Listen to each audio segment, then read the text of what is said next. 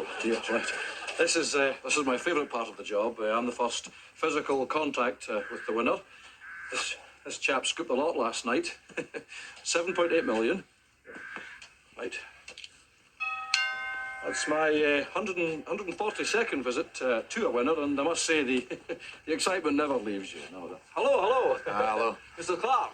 That's Yes, I'm from the lottery. Oh, I've not slept a wink all night. Oh, well, My mum, that's the man from the lorry here. Hello.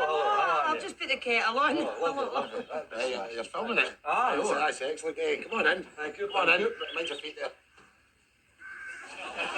So, Mr. Clark, how did you pick your winning lottery numbers? Well, that was quite easy because I wrote the numbers down in 49 balls and put them in the spin dryer.